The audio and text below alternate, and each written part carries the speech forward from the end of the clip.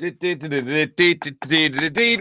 can't have nice things even right after Christmas, on Kwanzaa, and Hanukkah. We can't have nice things for the holidays. What's going on, everybody? My name is Mark Farzy. This is the Farzy Show, presented by Steven Singer of Steven Singer Jewelers. So here's what's going down. One, I think my kids got me sick, so that's how I'm feeling. Just a happy holidays to me. Two, nobody cares about my health. We care about Lane Johnson's health. We care about Avonte Maddox's health. We care about Jalen Hurts' health, of course. We care about Chauncey Gardner-Johnson, C.D. Deuce's health going into this weekend's matchup with the New Orleans Saints, because a couple of things are on the line that we'll get to in just a moment. News came out yesterday that Avonte Maddox is out indefinitely with a significant toe injury. Great. Then news also came out that Lane Johnson is going to be out most likely into the playoffs. And I say into the playoffs because it's no guarantee that it'd be up and running in even a month. He's going to miss the remaining 2 games of the regular season. Hopefully, the Eagles lock up that bye week against the Saints. That'd be pretty awesome if they did that. And then maybe he could be back in 4 weeks. Maybe. And he could be back there, for the second round of the playoffs. He could be back there for the conference championship game. Maybe that's what would actually go down. Maybe that's what would actually happen for the Eagles. And maybe they'll get some luck on their side when it comes to this Lane Johnson injury. On the other side of that, you have the idea that Jalen Hurts could still possibly play. Nick Sirianni addressed the media. We'll hear from Nick. I'll tell you right now, I got nothing for you on Jalen Hurts from Nick Sirianni, because Nick Sirianni didn't give you anything on Jalen Hurts. He said the same thing he said last week. He feels a little bit different than you. He's a little bit different than me. He's a little bit different from everybody because he's just a freak athlete. Fine. Then the question comes, if he is healthy enough to play, do you want him to play without Lane Johnson on your offensive line? Because for whatever reason, the Eagles have no idea how to play football without Lane Johnson as their right tackle. Over the recent history of Lane Johnson's career, going back to 2016, it is abysmal. We'll get to that a little bit later on in the show, and the Eagles will have to figure out what they're going to do without having Lane Johnson there. But if he is not there, do you even want Jalen Hurts playing behind this offensive line, or would you give the ball to I almost called him Chauncey, to Gardner Minshew to play the New Orleans Saints? If he can put up that much of a fight against the Dallas Cowboys, I'm going to go ahead and assume he can put up a better fight at home, mind you, against the New Orleans Saints. And if this defense, yes, if they could certainly struggle against Dallas, I don't think they're going to struggle that bad against the Saints again at home. And whatever they need correcting, zone coverage being one of them, maybe play calling being another, responsibilities in zone coverage, that might be something that they go over once or twice. And I do have Nick Sirianni talking about that ahead of Jonathan Gannon, the Eagles defensive coordinator, speaking today to the media. I do want to start off by a couple of things regarding that Cowboys game. One, the All-22 came out early this morning, and I watched the All-22 before the show today because I really wanted to see what the hell happened on that 3rd and 30 play. Dak Prescott drops back, bombs the ball down the field to T.Y. Hilton, first down. Drive keeps going. Cowboys end up putting major points on the board in that scenario. So that was definitely a tough pill to swallow. No question about that. It was capped off by the C.D. Lamb touchdown from Dak Prescott. So as you're watching that, as that's unfolding, as that's going on right in front of your very eyes, I had to go back and watch what happened on that play. The TV broadcast really didn't do a good job of showing it. But what you assumed happened on that play, I think happened. And what I talked about yesterday was Josiah Scott, I think, was supposed to come over and give over-the-top help. Instead of drifting to the sideline, he started drifting more towards the middle of the field, then literally did a spin-around U-turn to head back to T.Y. Hilton. But by then, it was too late, and he wasn't able to break up the play. Trying not to read too much into the body language of Darius Slay, it looked like he gave a look of disappointment to Josiah Scott. So if you assumed, which we did yesterday, that Josiah Scott was supposed to be the deepest man on that side of the field, and he was not, hence that play actually happened, and what we played for you yesterday from Slay saying that coach made the call, if we do what we're supposed to do on that call, we break up that play easily. that led me to believe that it was definitely a matter of a player making a mistake and not a matter of a coordinator making a mistake with a bad play call. They played deep on that play. They played well off the line of scrimmage. Darius Slay was playing that ball as if he was supposed to be between the man and the quarterback, while the safety in that position, I don't know if that was cover 3 or not. It looked like it to me. Josiah Scott was supposed to drift over. Yes, he's normally a nickelback, obviously, in that situation, but he's supposed to come over there and break up that play. He was late to the party, as we all know. The All-22 showed the U-turn, showed the spinorama that Josiah Scott had when I think he realized what his responsibility was supposed to be on that play. And after the play commences, you see Slay look in the direction of Josiah Scott, and it looked like he gave some kind of motion to, where were you? As if he was expecting to have his teammate be over the top on that play. If you watch the All-22, that's what it reveals. It's the only other telling thing. It kind of confirms what we already assumed, that you were supposed to have over-the-top help in that particular play. I'm looking forward to hear what Jonathan Gannon has to say about it a little bit later in this week. Today, as a matter of fact, when he's addressed to the media, so we'll be able to play that for you guys tomorrow. The other thing is ball security. Nick Sirianni talked about it yesterday. As we all know, ball security is a big deal. The Eagles lose games when they don't secure the football, and that's pretty much the same for everyone. The Eagles had one loss going into Saturday. They had one loss going into Saturday, and they're the best turnover differential team in the NFL.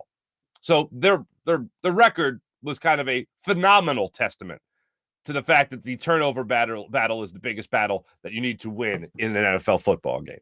So you heard all the things yesterday from Nick Sirianni that you'd want to hear: concentrate on ball security, giving credit to the Cowboys for breaking up plays and jumping routes and making plays that they needed to, and being strong with the football and all that. So credit where credit's due in that regard, and the Cowboys did a great job of doing that in that game. However, the fact that Miles Sanders fumbled that football, when fumbles have not been an issue at all for Miles Sanders this year, the fact that you had a backup quarterback slinging the football for you that might not have been on the same page, as much on the same page as maybe the MVP of the league going into last week, and that's Jalen Hurts. Yeah, that would lead me to believe that was a little bit of a difference. Maybe you would have had Jalen Hurts not read the same play that Gardner Minshew did. Maybe you wouldn't have Jalen Hurts make the same decision that Gardner Minshew did in those games. But bottom line is, I don't feel that Gardner Minshew was a problem in that game. When you talk about the turnover battle, though, that is certainly a problem. When you talk about maybe not being on the same page as a Boston Scott when you're trying to hand the ball off to him to see what he can do with the football for you, and it ends up being a fumble and picked up by the Dallas Cowboys, yeah, that's definitely something that I look at and say, this is where you're trying to work out kinks with a quarterback you're not used to. So the situation, I think, didn't lend itself to having success against the Cowboys on Saturday. But as time goes on, if these guys do get more time together, then I think those kinks will work out. It looked like the Eagles had played whatever it was, 14 games without Gardner Minshew. It looked like that, and then all of a sudden he was your starting quarterback. There were certain little kinks that didn't work out in the offense. Little things that can be corrected with time. But if all goes well, they won't need the time to work on them because Jalen Hurts will be back as your starting quarterback on Sunday. That's the best case scenario. Yes, I would have Jalen Hurts play. Yes, I would wrap up home field advantage in the playoffs as soon as humanly possible. The Saints still have some stuff on the line there when it comes to the postseason. The Eagles want to make sure that they eliminate all hope there. It will be a very motivated Saints team coming in here, being that they will be playing for their playoff lives. They want to keep hope alive as far as that's concerned. Meanwhile, the Eagles can not only clinch home field advantage, but also help their draft stock. An interesting situation has unfolded in South Philadelphia when it comes to the pick that the Eagles could get with the Saints. It's not just about clinching home field advantage. That is by far the biggest deal, being the top seed. The little extra sugar on top of all of that is the idea that you could also help your draft stock for next year and get a better draft pick. Nick Sirianni talked about the unique situation that they face ahead of the Saints game coming up this weekend. Here's Nick Sirianni on that.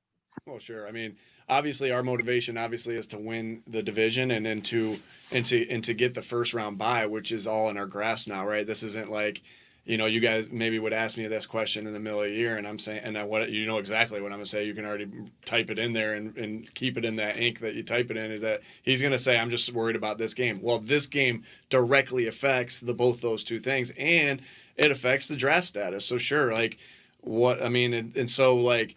But we are focused on right in the now in the season, and it'll be sweet that if we can go out there and get this win, and then once we're making a draft pick later, we can say to ourselves, well, that really did help us out, and that's our goal though, is just to win this game.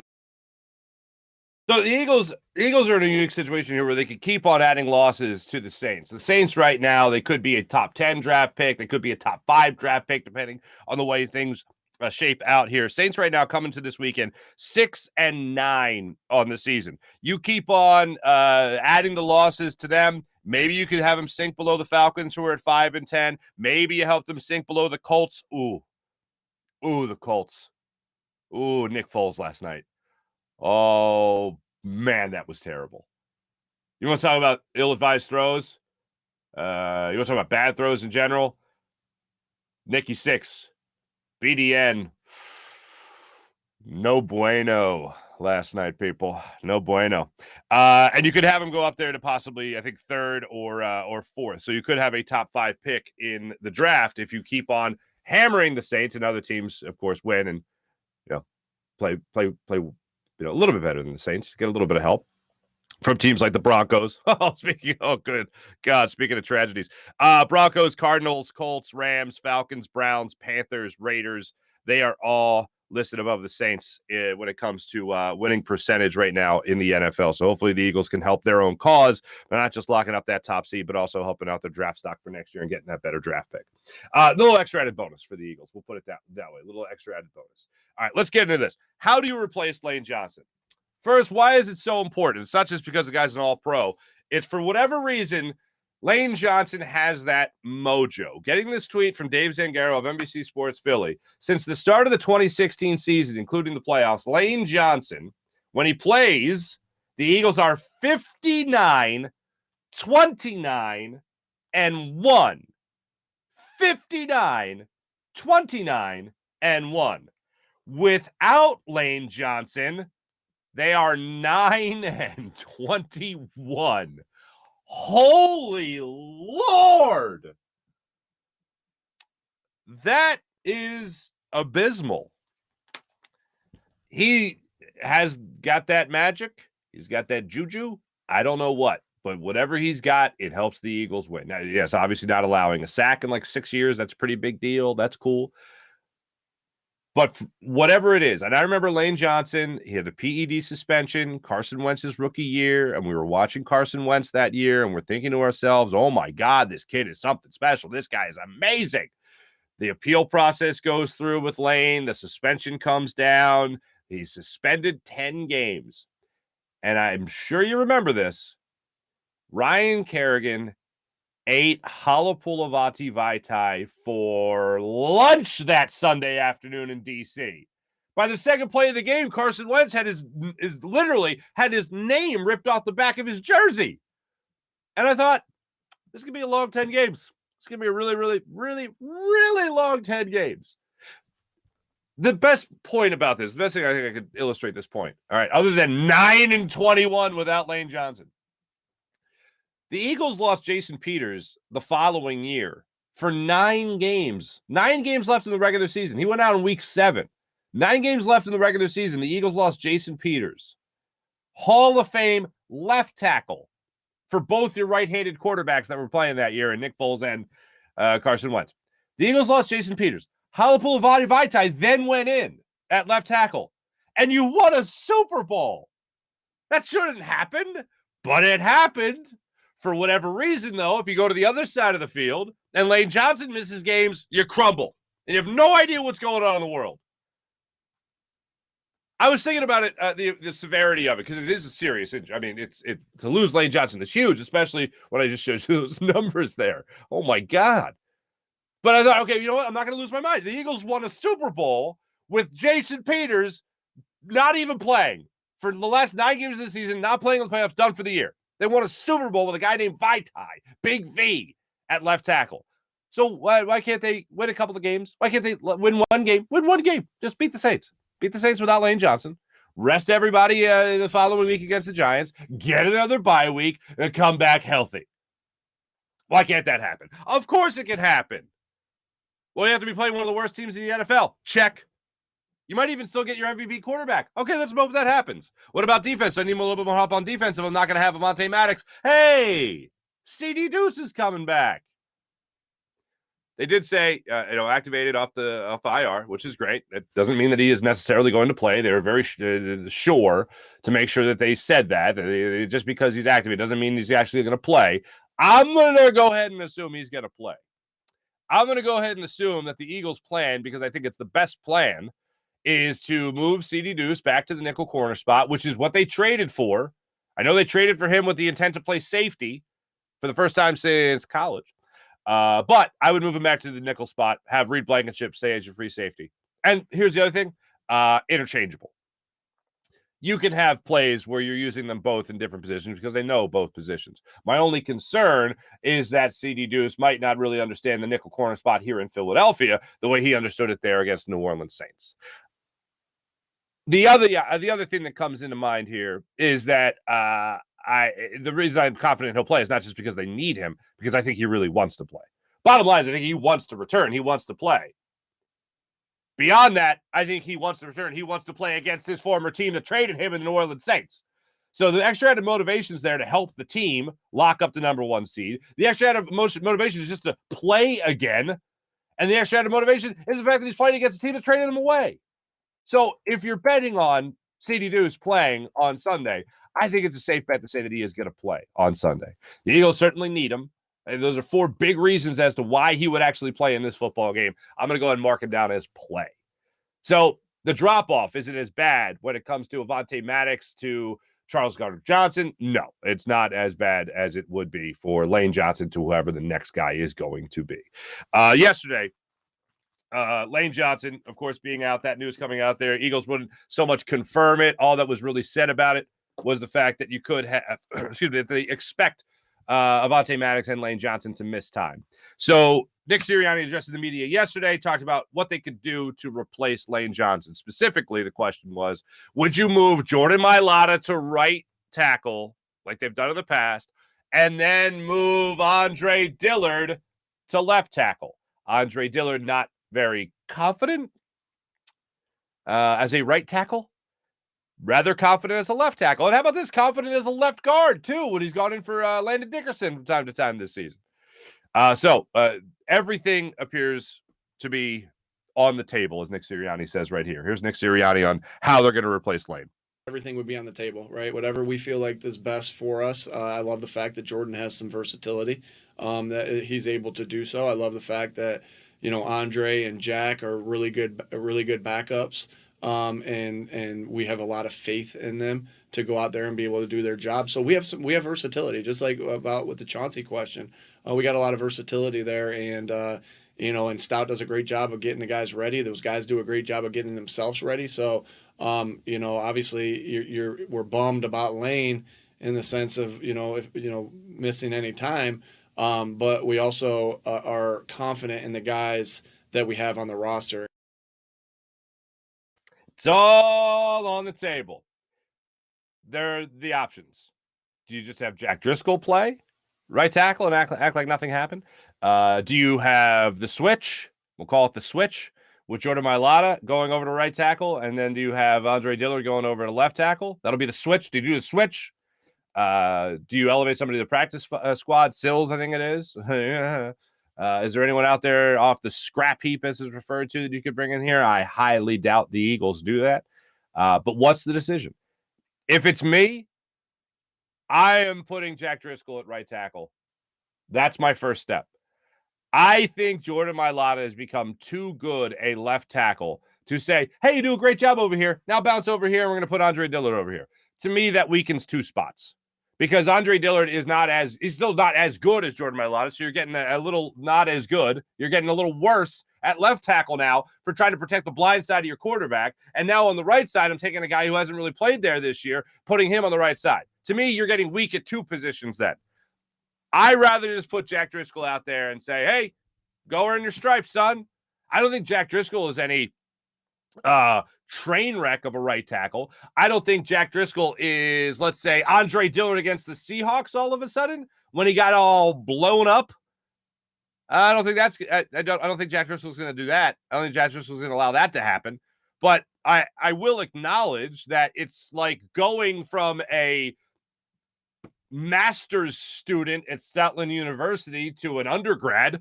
That's what it's like, and dropping from Lane Johnson to Jack Driscoll, then just kind of decided this would be his major. Like that's how it feels like. That's what it feels like. But ultimately, it comes down to confidence in Jeff Stoutland that he's going to have these guys ready to go. And if Stoutland University is a real thing, man, is it going to be proven even more so than it's already been come Sunday against the Saints. And I think that the move the Eagles are going to make is Jack Driscoll's your starting right tackle. And the reason for that is I don't think the Eagles want to get worse in two positions. If I'm standing there on the sideline with the coaches, or if I'm in the film room and they're making decisions about what they're going to do with the roster for their next game without Lane Johnson, and they say, "Oh, bald beard guy in the back, what do you think?" I'm going to go, "Yeah, Jack, just put Jack Driscoll in there. You don't want to get worse in two positions." That's the way I would approach it. They're obviously not doing that, but I still think that it's the right decision here. And now, in terms of listening to me, they're not doing that. But in terms of the best thing for the team, I think that is the best thing for the team, and I think that's what they will do. Not only is it my desire, but it's also my prediction. Jack Driscoll goes in there. Have at it, young fella. See what you can bring to the table. I don't want to do the switcheroo. I don't want to go with anybody else in the practice squad. I want to go in there with a guy that's already gotten game reps. And I didn't think Driscoll got blown up or anything like that when he did play the limited amount of time that he did play against the Cowboys on Saturday. So it is a huge drop-off no matter what. The thing the Eagles are going to have to do is somehow shake off the stigma that surrounds them, the stink that surrounds them with that abysmal 9-21 record without Lane Johnson since 2016. The Eagles won a Super Bowl with an injured Jason Peters, left tackle protecting the blind side. He was out. They still win. They still win a Super Bowl. But for whatever reason, man, Lane Johnson, you can't miss Lane Johnson.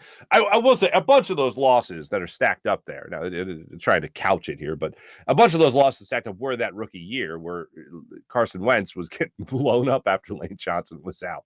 And Vitae certainly wasn't ready to play that position. If I remember correctly, had other offensive line woes during that season. And Carson Wentz really didn't have good weapons that year either. So when you surround or you really think about that 2016 year, a lot of things went wrong, most notably Lane Johnson going down.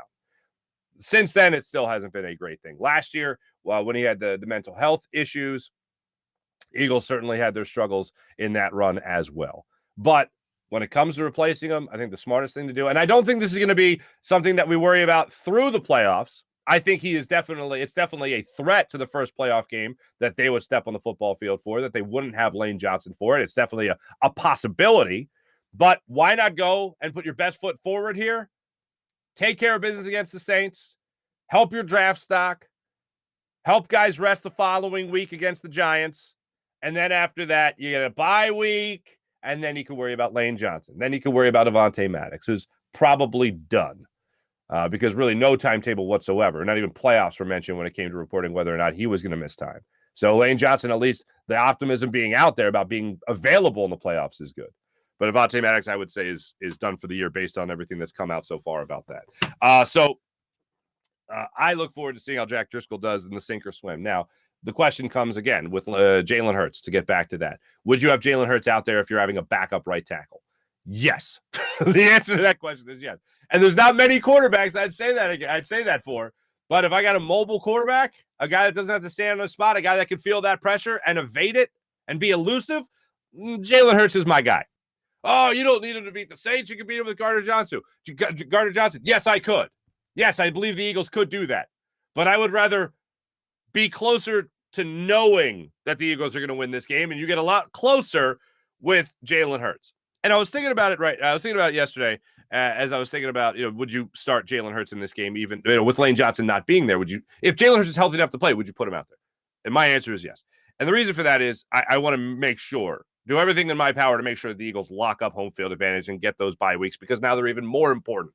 The bye week essentially you would have for your starters against the Giants, the bye week you'd have for the first round of the playoffs. Even more so important now, and here's why I would do it with Jalen Hurts. One, I want to have the best chance to win.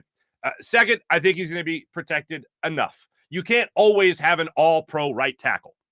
Jalen Hurts is also elusive enough to evade that kind of pressure that could be on any other quarterback that likes to stand there in the pocket, maybe hold the ball too long.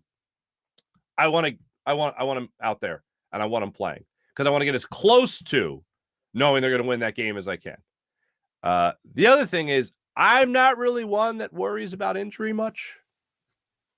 You're playing football. Guys are going to get hurt, unfortunately. So very rarely, with the exception of, you have a first round bye week. Clinched. Yes, rest your starters.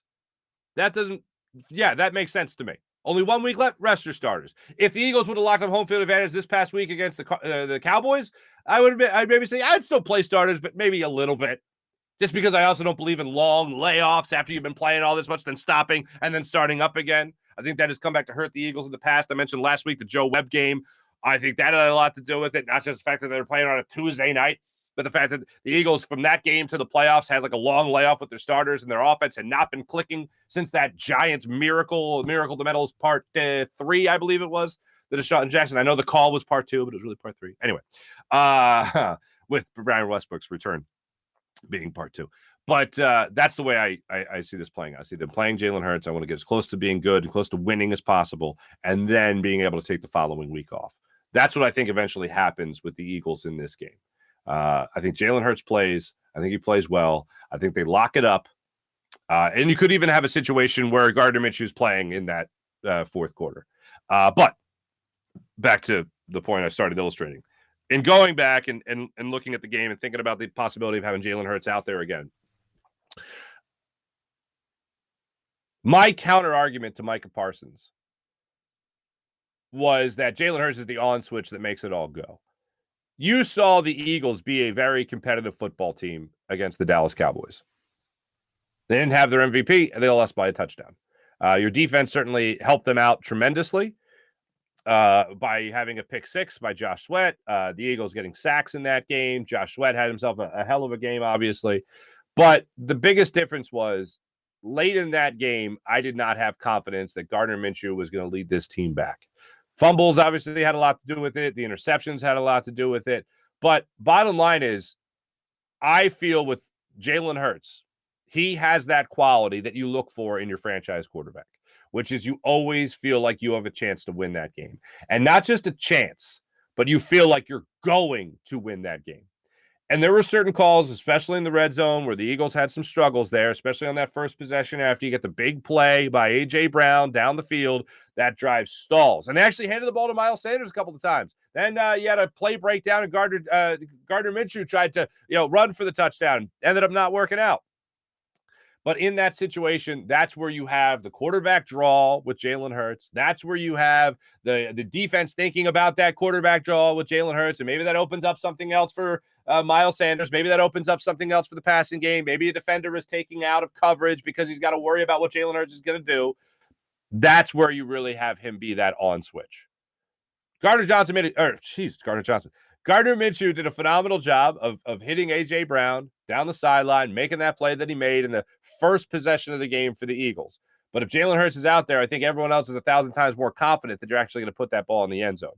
And then maybe you're starting that game off 14-0 as opposed to 10-0. 10-0 is still pretty good, but it's just those little things that add up towards the end of the game, and next thing you know, you got a 6-point loss.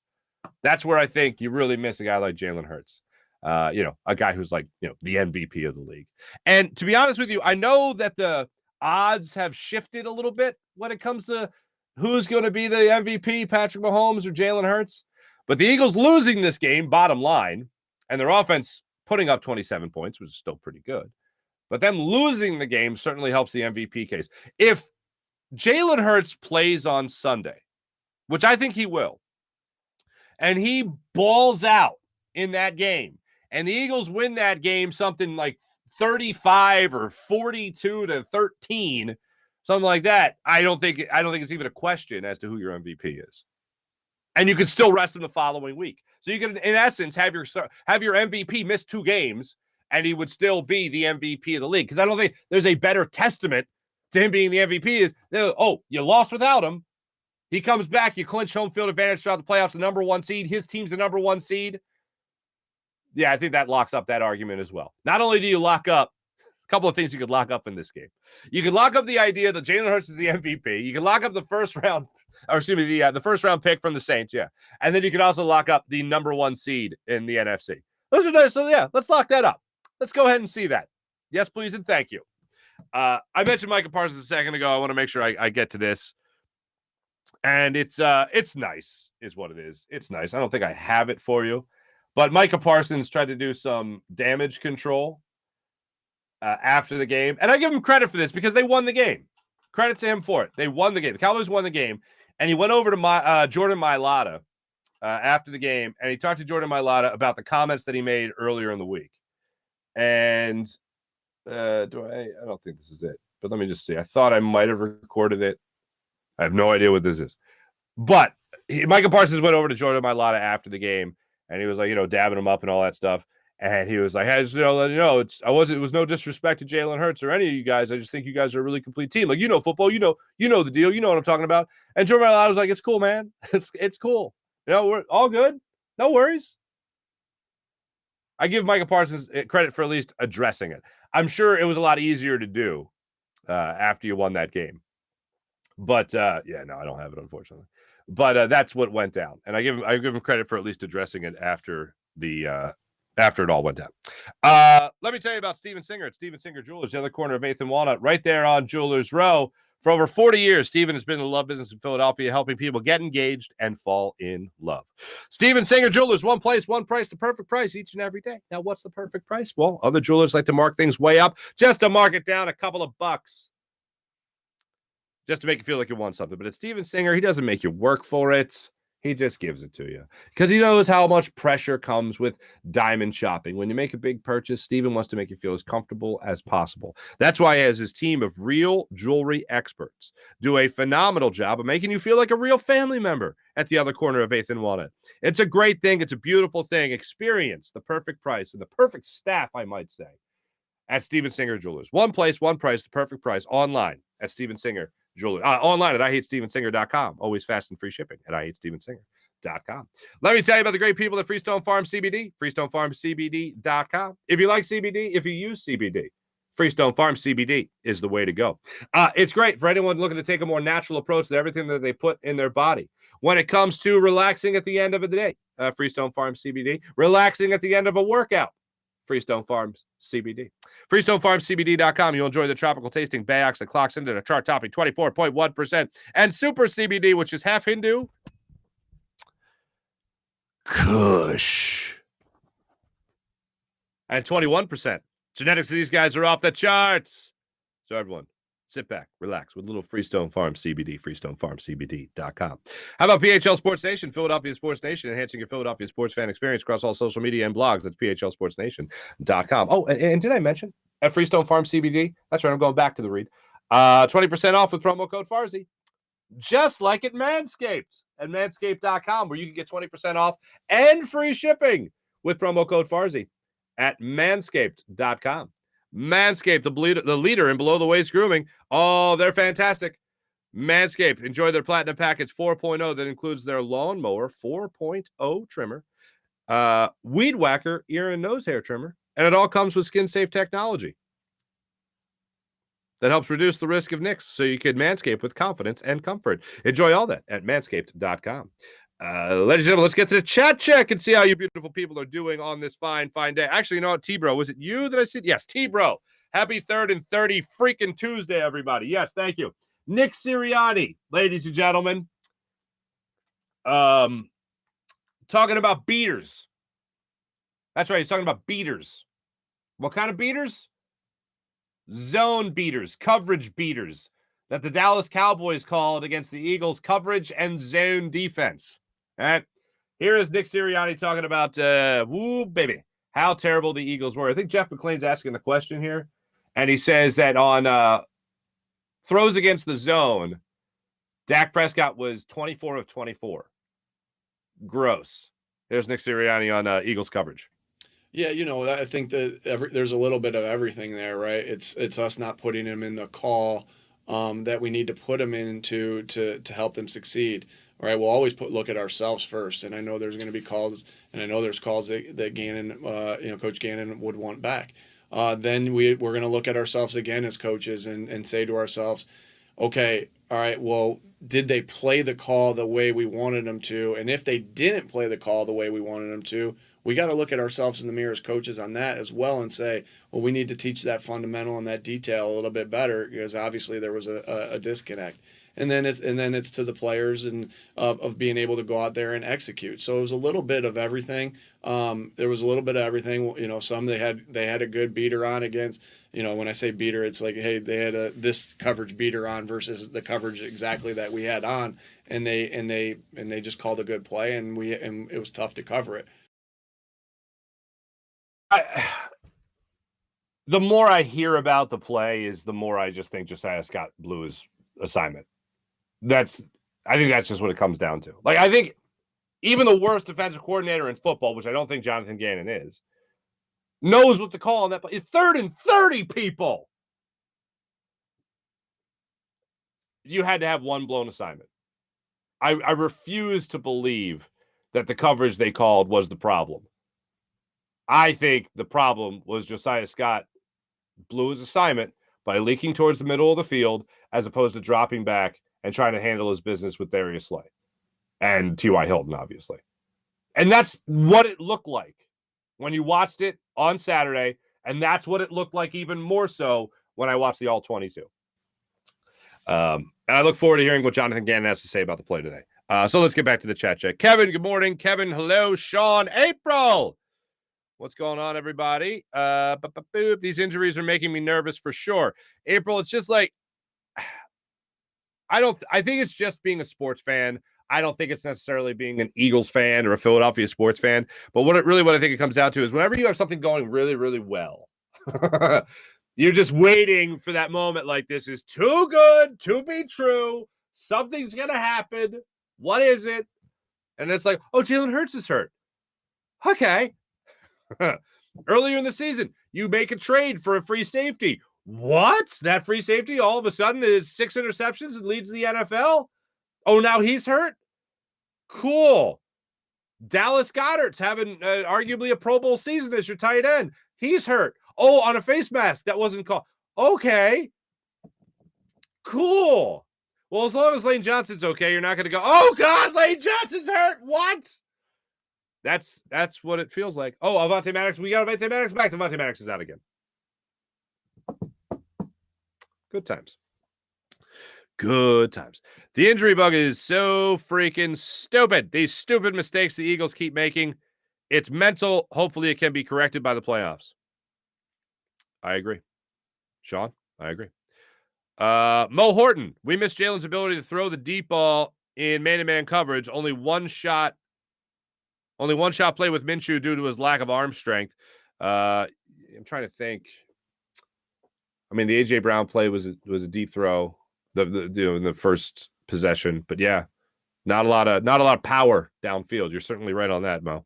Missed that. That's one of his many clutch things that you've seen this year. Obviously, him in the red zone, his threat in the red zone. I mean, the threat overall.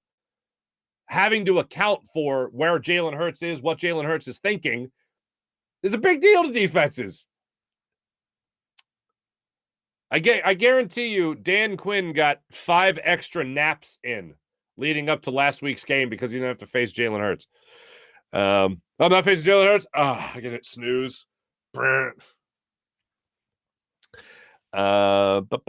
April. Yeah.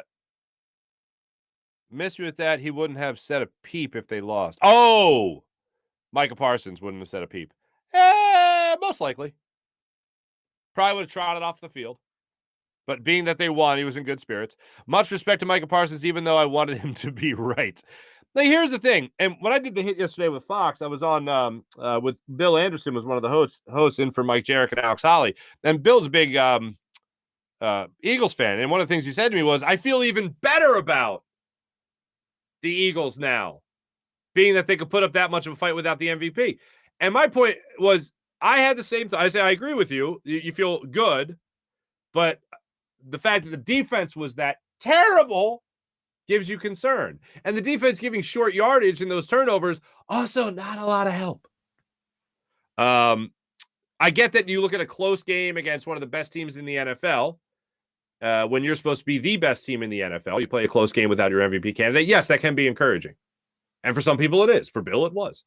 For me, I go, yeah, except the MVP is on your offense and your defense was terrible. Your offense was okay. 27 points by your offense? That's good. That's good. That's a nice day, right? Nice day. Eagles, what? We're averaging 29 points per game. They scored 27. All right, that's not terrible. Defense allowing 40. Defense allowing 40, even, yes, short yardage situations in some, when they usually average 19.1 points per game. Not as good. Not as good. And by the way, there was a Cowboys fan, and I wish I clipped it. I don't know where it is, but I wish I clipped it. There was a Cowboys fan that was like, man, the Eagles suck. Eagles allow 19.1 points per game. They allow 40 against the Cowboys. Are you really bragging, son? Are you really bragging? Because you guys allow 19.2 points per game. Yeah, 1/10 of a point more than the Eagles, and you give up 27 to the offense. Shut your mouth.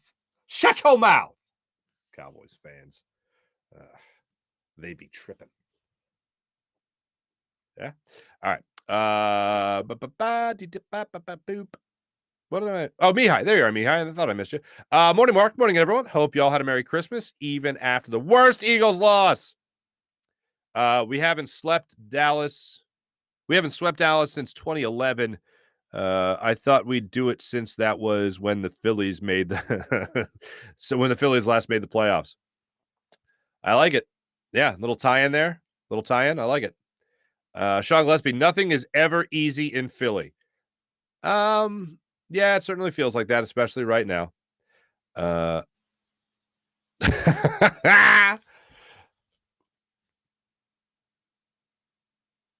April, not you expecting Cowboys fans to math. 19.1, 19.2, nothing different. And the Eagles had their backup quarterback. Pots and pans. All right, let's get into the Morning Rush. Thanks, everybody in the chat. You guys are great. Morning Rush brought to you by Sky Motorcars, SkyMotorcars.com. 76ers back at it tonight, looking for their 9th win in a row. What? 1, 2, 3, 4, 5, 6, 7, 8, 9 wins in a row. It would be against Washington tonight in D.C., and that's tonight, Tuesday. Then they're off till Friday in New Orleans when they take on the New Orleans Pelicans with Tyrese Maxey coming back to the lineup. Looks like Maxey will make his return after what? Last week you had Doc Rivers being like, oh, you can't do anything. You can't do anything. And then he comes back, it looks like Friday. It would be good to have him back in the lineup. Let me give a hat tip to Tobias Harris, who has just done a phenomenal job in his absence. I mean, really, DeAnthony Melton has really stepped up and taken on that starter's role and done a wonderful job. But Tobias Harris, I think, really found a style of play that he can play consistently, even with Tyrese Maxey coming back into the lineup. So I look forward to that. By the way, remember how I mentioned last week that the Sixers were hot? I mentioned it yesterday as well. Sixers are hot. This is great. They're now 20-12. They've risen in the standings, but unfortunately, everybody else is hot as well. Well, how about this? The Brooklyn Nets have now won 9 in a row. Meanwhile, the Cavs, they lost to the Nets last night, but the Cavs have now lost 2 in a row. Sixers are the 5th seed right now in the Eastern Conference, winning 8 in a row. The Knicks have now lost 3 in a row, so they've cooled off. So the other teams like the Cavs and the Knicks that were pretty hot have now cooled off, while the Nets have stayed hot and the Sixers have stayed hot. So the Sixers are in a spot right now where they're just a half game behind the Cleveland Cavaliers. They win. They'll be tied with them tonight. I believe the Cavs are off tonight. Yeah, I don't think they have a back-to-back. So the Sixers have an opportunity to rise to the 4th playoff seed in the Eastern Conference. Yeah, Cavs are off till they play the Pacers in 2 days. So the Sixers got some time there. But yes, everybody else was hot. Now it's just the Nets that are hot, and they're the 3rd seed right now in the Eastern Conference. So we'll keep on hoping that the Sixers stack them wins. By the way, over their 9-game win streak, did you see this? Durant and Irving have combined for 60 points per game. Must be nice. Must be nice. So Sixers back at it tonight, 7 o'clock in Washington for tip-off with those Wizards. Flyers, you know, they hurt my heart a lot of times, those Flyers. They're going to try to avoid their third straight loss. They got the Sharks on Thursday night at 10:30. They'll start the West Coast road trip.